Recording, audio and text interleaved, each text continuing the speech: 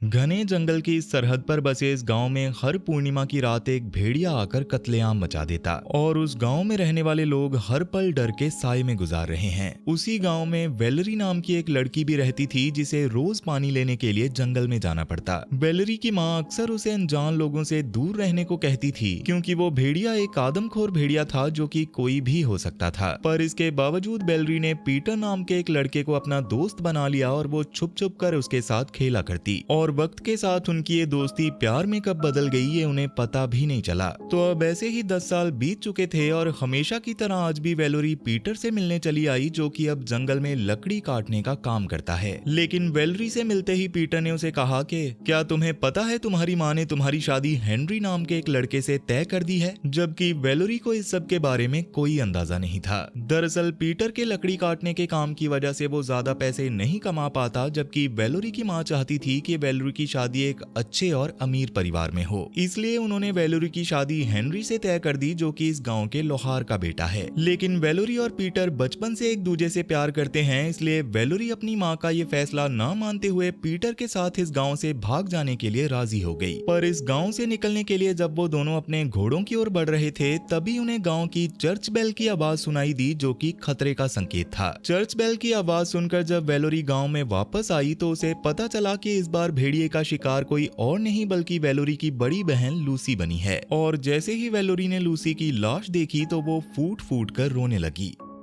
अब लूसी की मौत के बाद हेनरी अपने पिता एड्रियन के साथ वेलोरी के घर पर अफसोस जताने के लिए आया, मगर हेनरी को पसंद न करने की वजह से वेलोरी उससे दूर जाकर बैठ गई। तब वेलोरी की माँ सुजेट ने उसे कहा कि हेनरी अब तुम्हारा मंगेतर है और वो यहाँ तुम्हारी बहन को श्रद्धांजलि देने आया है, इसलिए तुम्हें उसके पास जाकर बैठना चाहिए। जिस पर वेलोरी ने कहा कि मैं तो उसे जानती तक नहीं। वेलोरी को ये कहते हुए शायद हेनरी ने भी सुन लिया था, इसलिए वो अपने पिता और वेलोरी के पिता सिजेर को लेकर घर से बाहर चला गया। तब उन सब के जाने के बाद वेलोरी की माँ ने उसे समझाया कि शादी से पहले मुझे भी तुम्हारे पिता पसंद नहीं थे क्योंकि मैं किसी और से प्यार करती थी, पर जैसे जैसे वक्त गुजरा वैसे मुझे भी तुम्हारे पिता से प्यार हो गया।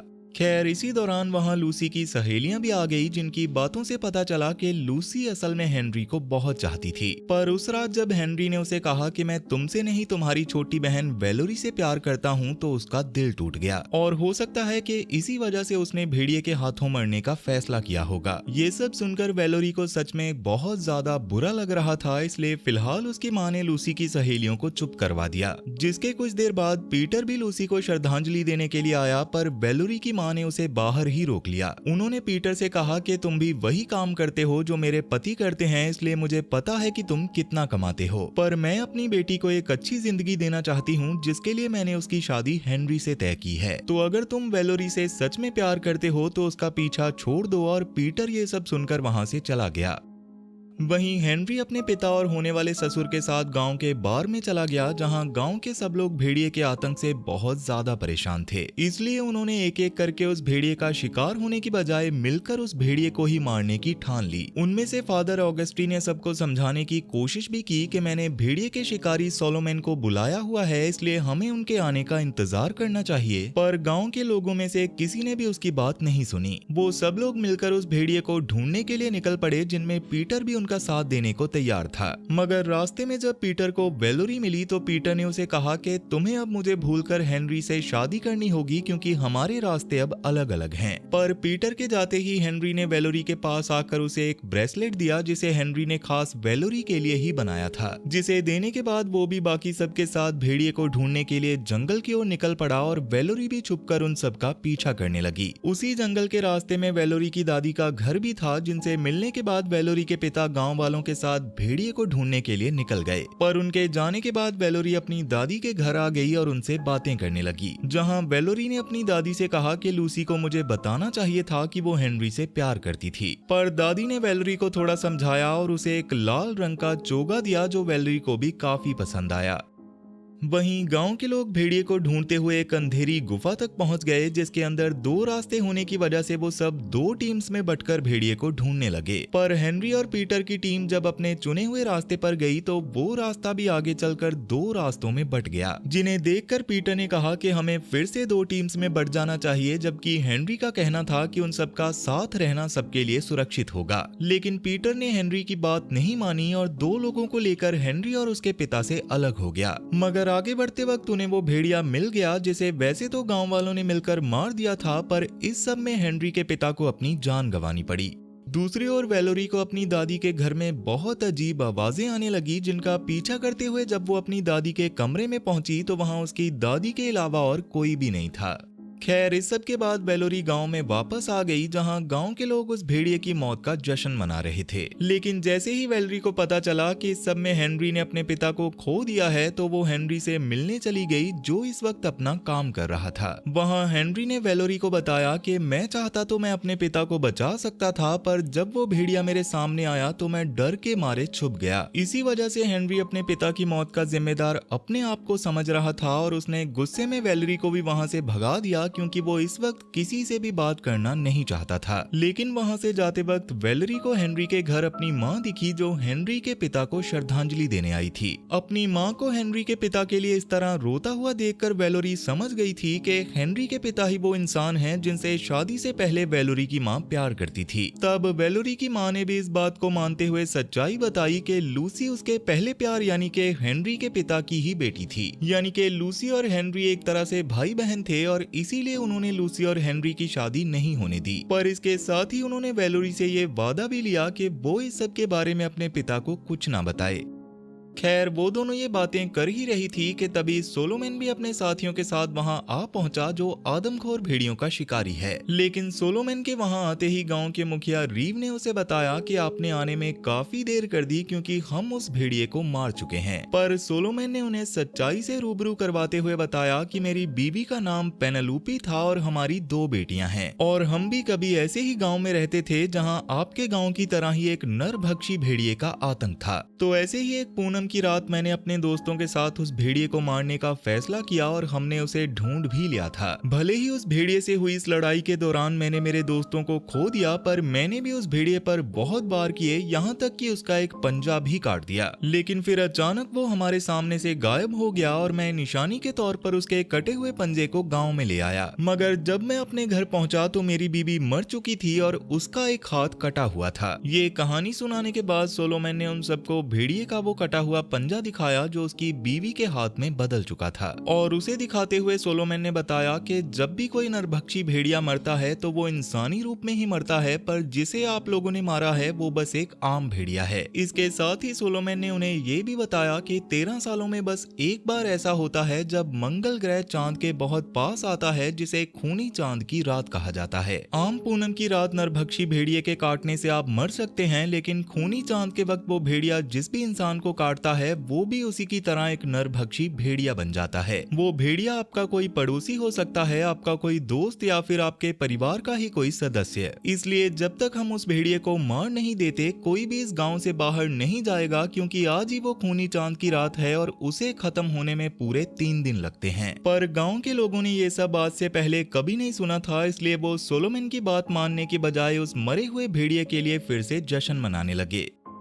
इस जश्न के दौरान वेलोरी अपनी एक सहेली के साथ नाच रही थी, जबकि पीटर उसे जलाने के लिए रोज नाम के एक लड़की के साथ नाच रहा था। लेकिन तभी वहां पर हेनरी आकर पीटर से इस बात पर लड़ने लगा कि तुम्हारे कहने पर ही हम अलग हुए थे और इसी वजह से उस भेड़िए ने मेरे पिता को मार डाला। पर वेलोरी जब उन दोनों की लड़ाई को शांत करवाने आई तो हेनरी को ये पता चल गया कि पीटर और वेलोरी एक दूसरे से प्यार करते हैं, इसलिए वो गुस्से में वहां से चला गया। मगर हेनरी के जाने के बाद वेलोरी पीटर के पीछे आई, जहाँ पीटर ने उसे कहा कि मैं तुम्हारे लायक नहीं हूँ, क्योंकि मैं तुम्हें अच्छी जिंदगी नहीं दे सकता। लेकिन वेलोरी ने उसे कहा कि मुझे तुमसे प्यार के अलावा और कुछ भी नहीं चाहिए, और उसके साथ शारीरिक संबंध बनाने लगी। पीटर और वेलोरी को ये सब करते हुए हेनरी ने भी देख लिया था, पर उसके कुछ करने से पहले ही वहाँ पर कुछ लोग आ गए और वेलोरी और पीटर वहाँ से चले गए। लेकिन जाने से पहले वेलोरी ने पीटर से कहा कि मैं अपनी जिंदगी सिर्फ तुम्हारे साथ बिताना चाहती हूँ, और पीटर भी इस बात से बहुत खुश था।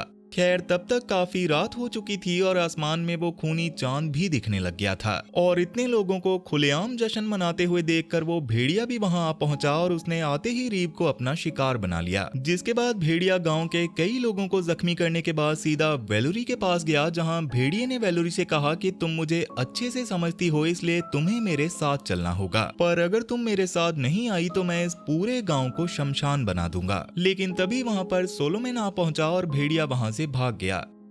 अब इसके अगले दिन गांव में कई लोगों की लाशें मिली, जिन्हें देखकर सोलोमन ने कहा कि ये भेड़िया बहुत ताकतवर हो चुका है, इसलिए हमें उसे उसकी इंसानी शक्ल में ही मारना पड़ेगा, जिसके लिए आप सबके घरों की तलाशी ली जाएगी, क्योंकि जो भी इंसान अकेला रहता होगा, काला जादू जानता होगा और उससे गंदी बदबू आती होगी, वही नरभक्षी भेड़िया होगा। इसी बीच सोलोमन को पता चला कि उसका एक सिपाही अब भी जिंदा था, पर खूनी चांद की रात को उस सिपाही को भेड़िए ने जख्मी किया था, इसलिए सोलोमन को उसे मारना पड़ा, क्योंकि अगर वो ऐसा नहीं करता तो वो सिपाही भी भेड़िया बन जाता। खैर इस सब के बाद पीटर वेलोरी को लेने आया ताकि वो दोनों इस गांव से कहीं दूर जा सकें। पर वेलोरी उस रात भेड़िए से हुई बातचीत के बाद बहुत ज्यादा डरी हुई थी, इसलिए उसने पीटर के साथ जाने से मना कर दिया। इसके साथ ही वेलोरी ने पीटर की आंखें भी चेक की, पर पीटर की आंखें काली थी जबकि भेड़िए की आंखें भूरी थी।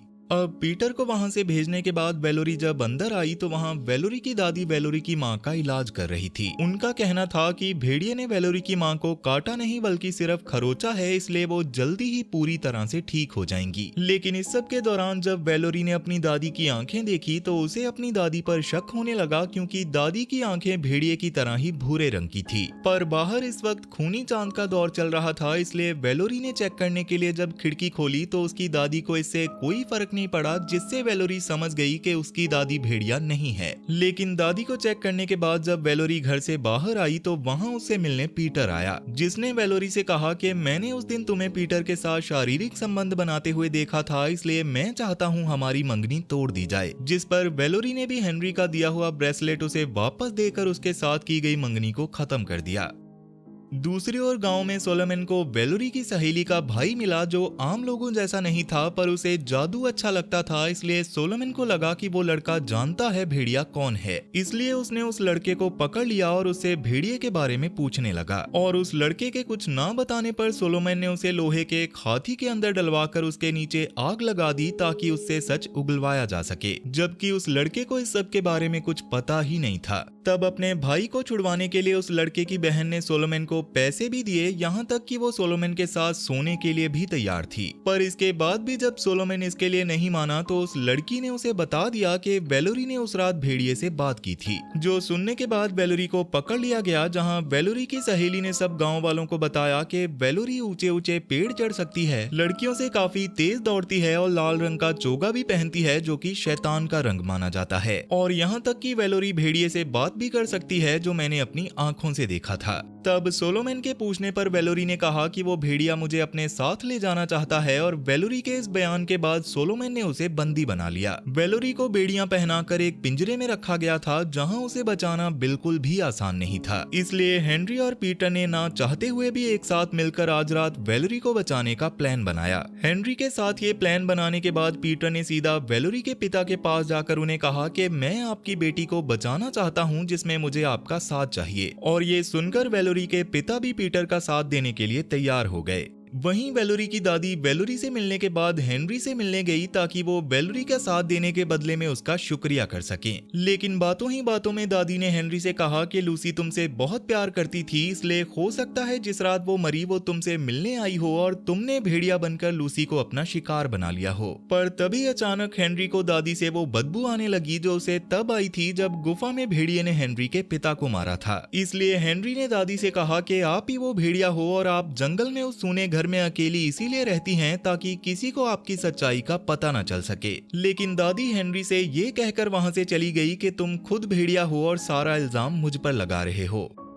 खैर अब रात होने से बस कुछ देर पहले सोलोमन ने वैलेरी को हथकड़ियां लगाई, लाल चोगा पहनाया और रात के वक्त वैलेरी को एक अजीब सा मास्क पहनाकर बाहर बिठा दिया ताकि वो भेड़िए को मारने के लिए वैलेरी को चारे की तरह इस्तेमाल कर सके। पर जैसे ही रात हुई तो वहाँ भेड़िया तो नहीं बल्कि हेनरी और पीटर पहुँच गए, जिन्होंने सबका ध्यान भटकाने के लिए वहाँ आग लगा दी। और जब सब लोग उस आग को बुझाने में उलझे हुए थे तो पीटर और हेनरी ने वैलेरी की बेड़ियां खोल दी और उसे वहाँ से निकालने की कोशिश करने लगे। वहीं सोलोमन को जब पता चला कि इस गांव का पादरी भी हेनरी और पीटर की मदद कर रहा है तो उसने पादरी को भी मार डाला। दूसरी ओर हेनरी वैलेरी को वहां से निकालने में लगा हुआ था, क्योंकि उनके प्लान के मुताबिक पीटर घोड़े लेकर उनका इंतजार कर रहा था ताकि वो लोग वहां से निकल सकें। पर हेनरी इस बात से पूरी तरह से अनजान था कि पीटर को अब तक सोलोमन के आदमियों ने पकड़कर उस लोहे के हाथी में बंद कर दिया है। खैर अब हेनरी और वैलेरी जब वहां से भागने की कोशिश कर रहे थे तो सोलोमन के एक सैनिक ने हेनरी को तीर मारकर जख्मी कर दिया।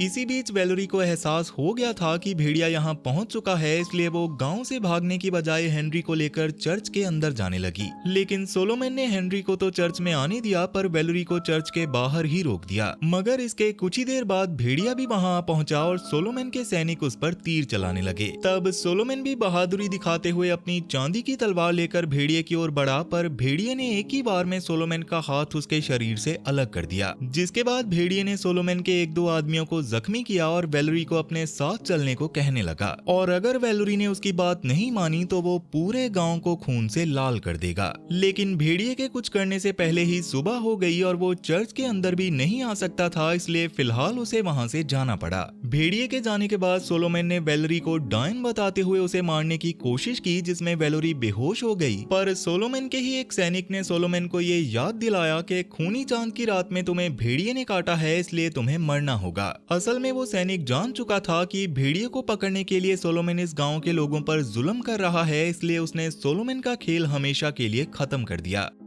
दूसरी ओर बेहोश पड़ी वैलेरी को अपनी दादी का सपना आया, जिसमें वैलेरी को उसकी दादी भेड़िए की तरह लग रही थी और इस डरावने सपने को देखकर उसकी आंख खुल गई। इस सपने को देखने के बाद वैलेरी को लगने लगा कि उसकी दादी खतरे में है, इसलिए वो बिना वक्त गवाए दादी के घर की ओर निकल पड़ी, जहां जंगल में उसे पीटर मिला। पर वैलेरी को उसके भेड़िया होने का शक हो रहा था, क्योंकि रात को चर्च में पैर रखने की वजह से भेड़िए का एक पंजा जल गया था और पीटर ने भी अपना एक हाथ बांधा हुआ था। तब पीटर ने वैलेरी को यकीन दिलाने की बहुत कोशिश की, पर वैलेरी अपने शक की वजह से उसके पेट में चाकू मारकर भागते हुए अपनी दादी के घर चली गई। लेकिन दादी के घर में जाने के बाद वैलेरी की आंखें उस वक्त फटी की फटी रह गई जब दादी के घर में उसने दादी की बजाय अपने पिता को देखा, जिनको देखते ही वैलेरी को समझ आ गया था कि भेड़िया असल में वैलेरी के पिता ही हैं। तब उसके पिता ने वैलेरी को अपनी सच्चाई बताते हुए कहा कि मेरे पिता भी एक आदमखोर भेड़िया थे और मुझे ये सब उनसे विरासत में मिला है, और मैं तुम्हें अपने साथ इस गांव से बाहर ले जाना चाहता था, जिसके लिए मैंने खूनी चांद आने का इंतजार किया ताकि मैं तुम्हें अपना वारिस बना सकूं।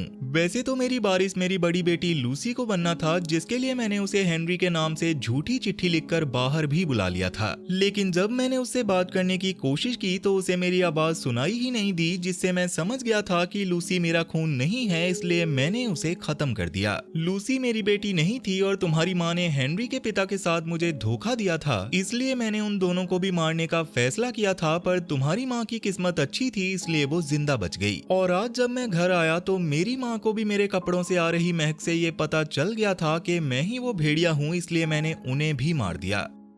ये सब बताने के बाद उन्होंने वैलेरी से अपने साथ चलने को कहा ताकि वो वैलेरी को भी अपने जैसा बना सकें, जिसके बाद वो दोनों मिलकर पूरी दुनिया पर राज करेंगे। लेकिन तभी पीटर वहां आकर वैलेरी के पिता पर हमला करने लगा, क्योंकि उसने बाहर खड़े होकर उनकी सारी बातें सुन ली थी। पर भेड़िया होने की वजह से वैलेरी के पिता ने पीटर को पल भर में ही पछाड़ दिया। लेकिन इसी बीच वैलेरी ने अपने पिता से कहा कि मैं आपके लिए कुछ लेकर आई हूँ, और जैसे ही उसके पिता उसकी ओर मुड़े तो मौका मिलते ही पीटर ने अपनी कुल्हाड़ी उनकी पीठ में घुसा दी। तब इसी मौके का फायदा उठाकर वैलेरी ने सोलोमन का वो कटा हुआ हाथ अपने पिता के पेट में घुसा दिया, जिसे उन्होंने ही काटा था। और उस हाथ पर चांदी के नाखून लगे होने की वजह से फाइनली वो नरभक्षी भेड़िया यानी के वैलेरी के पिता मारे गए। भेड़िए का आतंक खत्म होने के बाद वेलोरी ने पीटर से कहा कि चलो यहाँ से कहीं दूर चलते हैं, लेकिन पीटर जानता था कि जल्दी ही वो भी एक भेड़िया बनने वाला है, क्योंकि इस लड़ाई में वेलोरी के पिता ने उसे काट लिया था। पर पीटर किसी को नुकसान पहुंचाना नहीं चाहता था और वो अब भी वेलोरी से बहुत ज्यादा प्यार करता था। इसलिए उसने वेलोरी से कहा कि किसी को भी अपने पिता की सच्चाई के बारे में मत बताना, वरना गांव के लोग तुम्हें भेड़िए की बेटी होने की वजह से मार देंगे। तब उन दोनों ने वेलोरी के पिता की लाश को सिला और उस पर बहुत सारे पत्थर बांधकर उस लाश को नदी के बिल्कुल बीच में फेंक दिया, ताकि किसी को भी ये सब पता ना चले। जिसके बाद पीटर ने वहां से कहीं दूर जाने का फैसला किया, जबकि वेलोरी का कहना था कि वो उसके वापस आने का इंतजार करेगी। खैर, अब फाइनली ये गांव भेड़िए के चंगुल से आजाद हो चुका था। वेलोरी की मां कई दिनों तक अपने पति के आने का इंतजार करने के बाद समझ चुकी थी कि वो अब कभी वापस नहीं आएंगे। वहीं हेनरी गांव का रक्षक बन गया था, जबकि उस दिन के बाद से वेलोरी ने अकेले जंगल में बने अपनी दादी के घर में ही रहना शुरू कर दिया। पर एक दिन भेड़िए के रूप में पीटर उसके पास वापस लौट आया, जिसे देखकर वेलोरी बहुत ज्यादा खुश हुई, क्योंकि उसका अकेलापन अब खत्म हो चुका था। पर क्या वेलोरी के पिता के बाद अब पीटर इस गाँव के लोगों को अपना शिकार बनाएगा, या फिर वेलोरी का प्यार पीटर के अंदर की इंसानियत को हमेशा जिंदा रखेगा? आपको इसके बारे में क्या लगता है, मुझे कमेंट करके जरूर बताना, क्योंकि ये कहानी तो यहीं पर खत्म हो चुकी है। तो वीडियो पसंद आई हो तो वीडियो को लाइक जरूर करना, और अगर तुम इस चैनल पर पहली बार आए हो तो जल्दी से इस चैनल को सब्सक्राइब कर लो, क्योंकि मैं अक्सर इस चैनल पर ऐसी इंटरेस्टिंग वीडियोस लाता रहता हूँ। तो चलो फिर मैं अब आपसे मिलूंगा ऐसी ही एक और इंटरेस्टिंग वीडियो के साथ, और तब तक के लिए टाटा और गुड बाय।